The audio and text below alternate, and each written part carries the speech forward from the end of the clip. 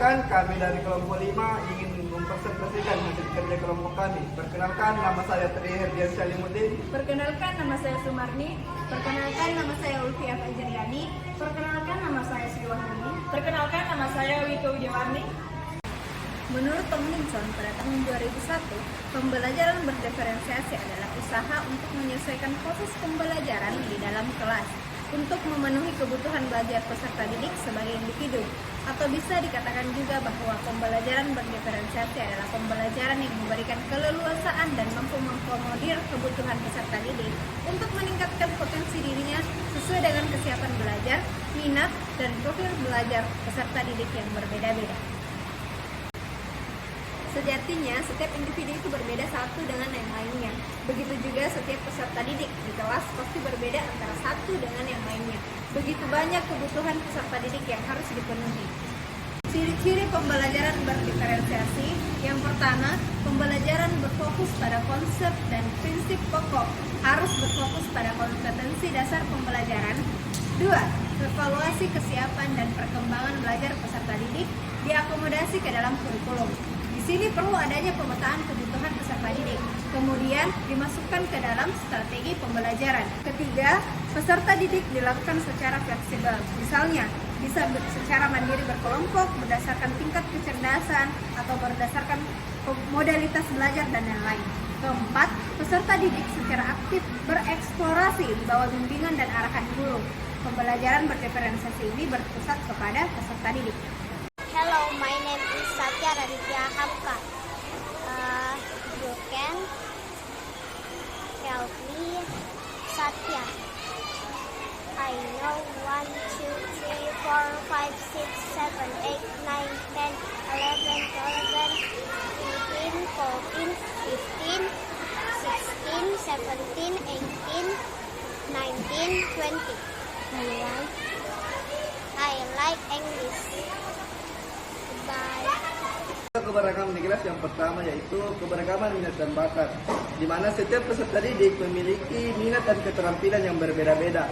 Dalam satu rombongan belajar, peserta didik ada yang terampil dalam menggambar, ada yang ahli di bidang seni, ada yang menyukai pembelajaran yang berhubungan dengan angka, ada yang menyukai pembelajaran olahraga dalam hal ini jasmani, dan ada pula peserta didik yang sedang dalam pembelajaran umum. Sesuai dengan teori multiple inteligensi, pada teori ini menjelaskan tentang kecerdasan majemuk. Nah, di sini tiap individu memiliki kecerdasan yang dapat hadir atau muncul secara bersamaan atau berurutan dalam satu atau lebih aktivitas. Kemudian, kecerdasan tersebut yang digunakan untuk memecahkan suatu persoalan yang nyata dalam situasi yang bermacam-macam. Kemudian, melakukan keberagaman kecerdasan ini, maka setiap individu akan memiliki minat dan bakat yang berbeda-beda.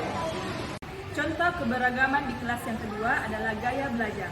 Peserta didik A merasa kesulitan memahami pelajaran ketika diminta membaca secara mandiri, tetapi mudah memahami ketika mendengarkan guru menjelaskan secara langsung. Peserta didik B kesulitan memahami materi, tetapi ketika diberi materi pembelajaran dalam bentuk video, siswa tersebut lebih mudah memahami. Peserta didik C lebih senang belajar dengan melakukan suatu hal yang terlibat langsung atau praktik seperti olahraga, menari, dan lain-lainnya. Sesuai dengan teori modalitas belajar merupakan potensi atau kecenderungan dasar yang dimiliki siswa. Terdapat 3 jenis modalitas belajar, yaitu audio, visual, dan kinestetik. Modalitas belajar auditory adalah menerima informasi lebih mudah melalui mendengar. Kemudian modalitas belajar visual adalah menerima informasi lebih mudah melalui gambar, dan modalitas kinestetik adalah belajar sambil melakukan learning atau by doing. Peserta didik dapat memiliki modalitas belajar yang multimodal, artinya peserta didik dapat menggunakan salah satu dari mode ini tergantung pada situasinya. Contoh keberagaman di kelas yang ketiga yaitu keberagaman tingkat belajar. Setiap peserta didik memiliki tingkat pemahaman yang berbeda. Ada anak yang dapat dengan cepat memahami materi pembelajaran, ada yang berada pada kategori sedang, ada pula yang termasuk dalam kategori rendah atau lambat dalam menangkap materi pembelajaran, sehingga membutuhkan bimbingan lebih dari guru untuk mengajarinya. Sesuai teori Zone of Proximal Development, adalah zona antara tingkat perkembangan aktual dan tingkat perkembangan potensial. tingkat perkembangan aktual tampak dari kemampuan anak menyelesaikan tugas-tugas secara mandiri, sedangkan tingkat perkembangan potensial tampak dari kemampuan anak menyesuaikan tugas atau memecahkan masalah dengan bantuan orang dewasa. Contoh keberagaman di kelas yang keempat adalah interaksi antara pendidik dan peserta didik.